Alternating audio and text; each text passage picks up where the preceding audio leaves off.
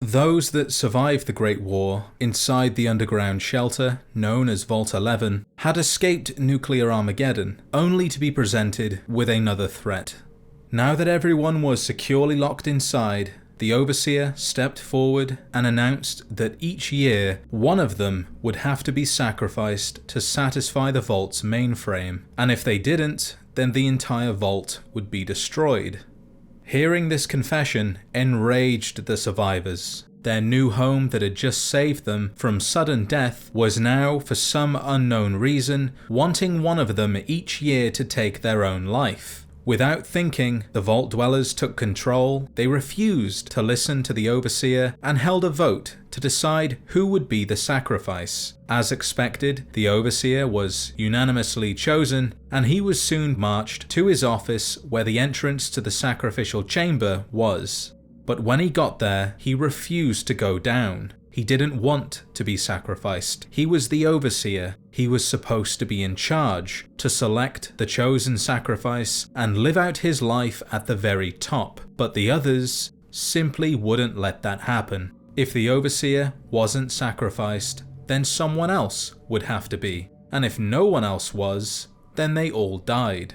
So they turned to the Overseer's computer, where the control to open the sacrificial chamber was, and began guessing his password. It wasn't long until the computer was unlocked. The Overseer clearly hadn't anticipated this kind of reaction from them, and had used a basic password, his wife's name, Betty, which was his biggest mistake. With that, the chamber was unlocked, and the Overseer began pleading, begging them not to do this to him. But they wouldn't listen. They told themselves that this needed to be done so they could continue living, and so they forced him down the stairs.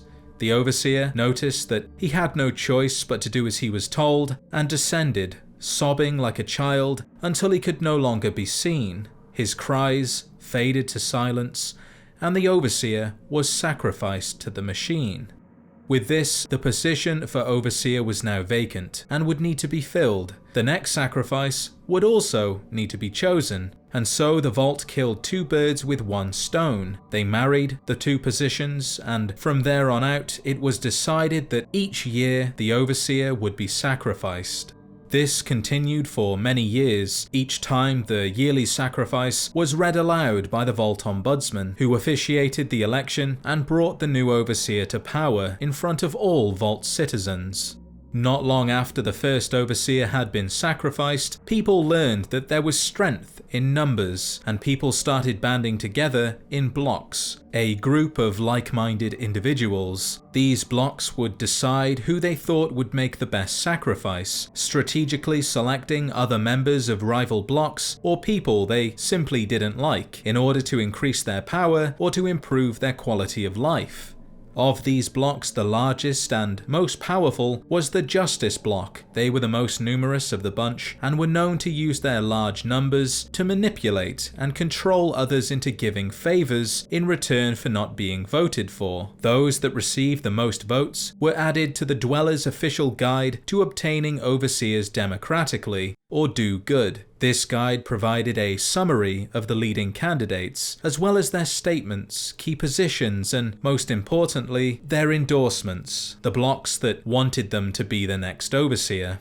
In response to the guide and the electorate's choices, the leading candidates would run campaigns where they would explain to the rest of the Vault why they shouldn't be chosen, instead offering up another name in their stead, or using their children in an attempt to pull the voters' heartstrings into changing their mind. One particular year, a man named Nathan Stone had been selected as a leading candidate, with the endorsement coming from the Justice Bloc, which was bad news, as those selected by the Justice Bloc were more often than not elected as the new Overseer. If you couldn't change their mind, then you were pretty much guaranteed to be sacrificed.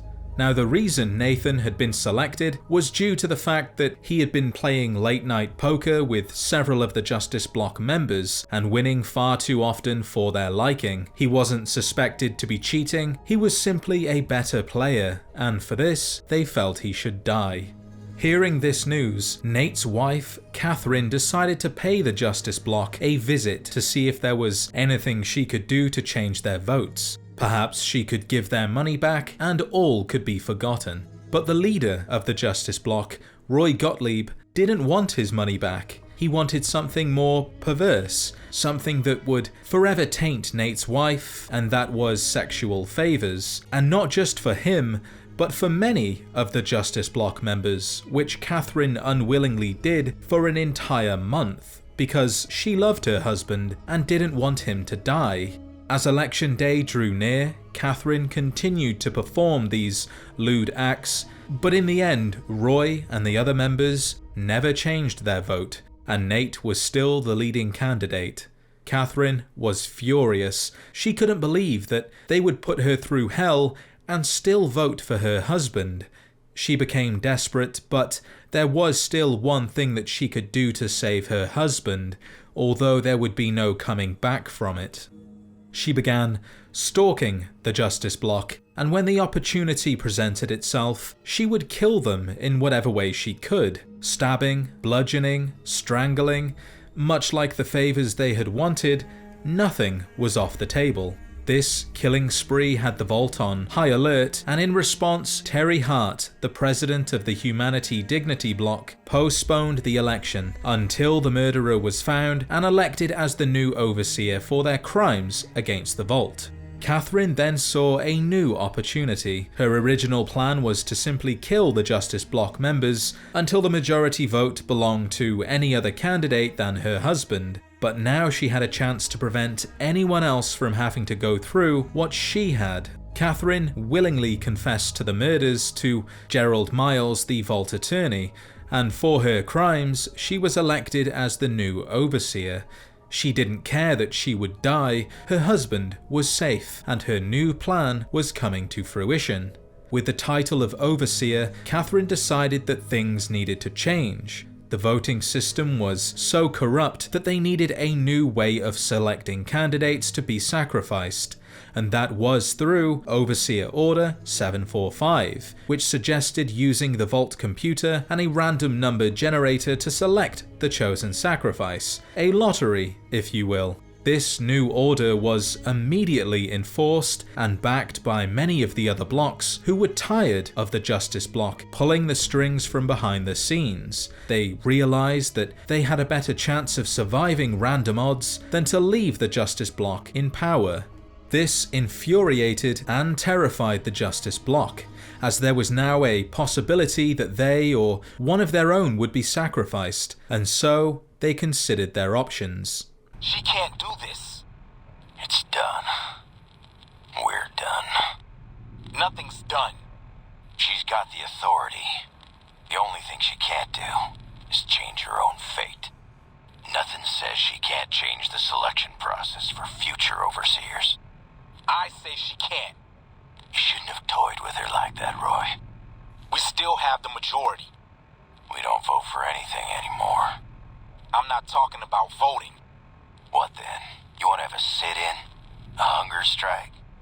Not exactly. Maybe march into her office with torches and pitchforks? Yes. Come on.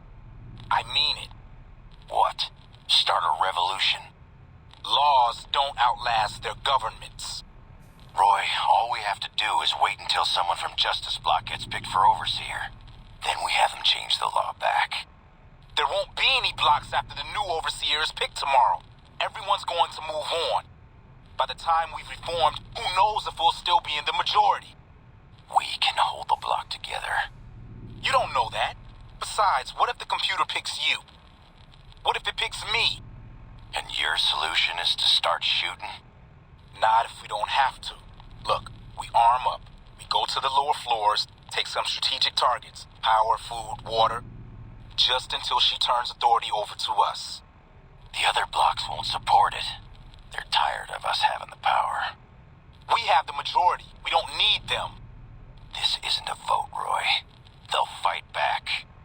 They've never had the nerve. Hell of a way to test it. The Justice Bloc began a revolution. They gathered up as much food and weapons as they could and went down into the reactor, where they swore that if things were not returned to the way they were, then they would bring down the entire vault with them. The other blocks didn't budge and decided to fight against the Justice block. The vault corridors ran red with blood, and by the time the final shell casing hit the ground, only 5 people were left alive. Those 5 that had survived the chaos, they had seen enough killing to last a lifetime, and they decided they would stand together, not as members of a block, but as a united front. The other people who lay dead around them were never the enemy. The mainframe that had from day one requested a yearly sacrifice was what stood between them and their humanity. So they said enough was enough, and if the mainframe wanted to kill them for their disobedience, then to hurry up and get it over with, as they no longer cared. They were already dead inside. They waited, expecting the mainframe to shut off the life support or gas them. Instead, a cheerful and friendly voice came through the PA system. Congratulations, citizens of Vault 11. You have made the decision not to sacrifice one of your own. You can walk with your head held high, knowing that your commitment to human life is a shining example to us all. And to make that feeling of pride even sweeter, I have some exciting news. Despite what you were led to believe, the population of Vault 11 is not going to be exterminated for its disobedience. Instead, the mechanism to open the main vault door has now been enabled, and you can come and go at your leisure. But not so fast. Be sure to check with your overseer to find out if it's safe to leave. Here at Vault-Tec, your safety is our #1 priority. The entire thing was a social experiment. They had passed the test, but they had also willingly followed in the footsteps of the original overseer, who they forced down those cold and lonely stairs to his demise. They had also voted for others to die, and had killed those that didn't conform to the new ways. And so, with the vault door finally open, they went to the entrance, but they didn't leave. Instead, they talked. Are we really gonna do this? It's open, we could just leave. I couldn't, not after that. We don't deserve to leave. A shining example. That's what it called us. But we did what we were supposed to. Not by a long shot. Anybody would have done what we did. You ask me? That's exactly the problem. Now let's get on with this. I'll go first. Wait. People should know what happened. They could learn from it. If there's anyone out there at all, I hope they never have to find out. Ready, Harry? Yeah. No, wait!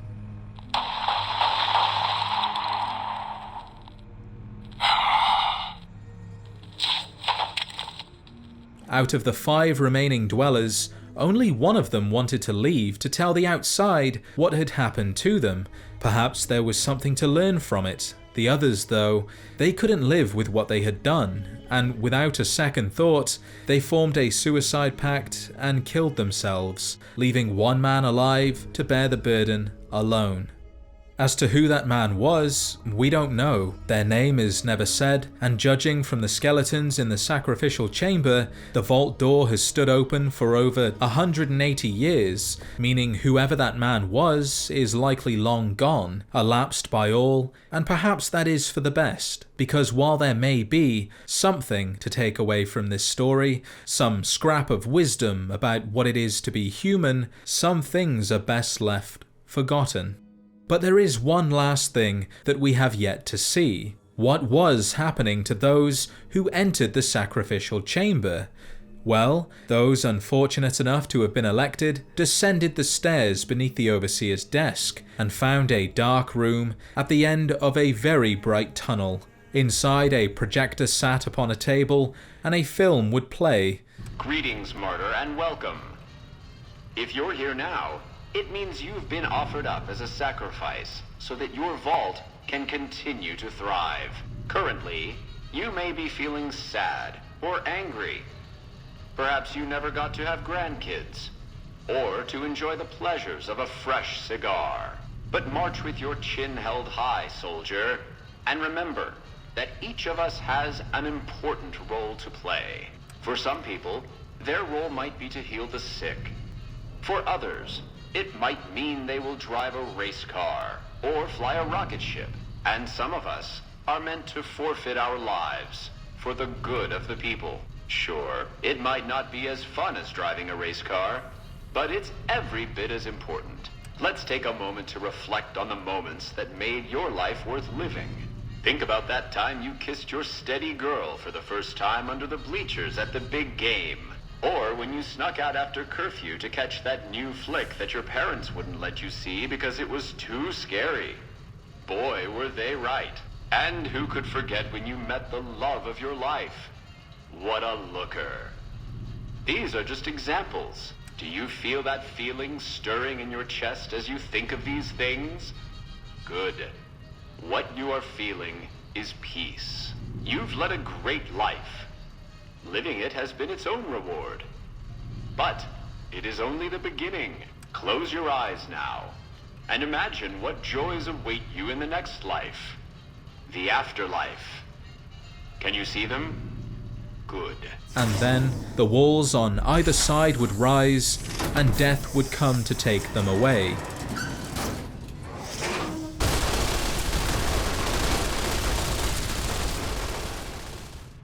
What remained of the martyr was discarded with little care and left to decay, joining those that came before, and it was there they sat until the next martyr came along and joined their numbers. This cycle could have continued until the very last dweller descended the stairs to walk the tunnel to the chamber and join all those that came before, and that very well could have happened if not for the 5 who refused and broke the cycle.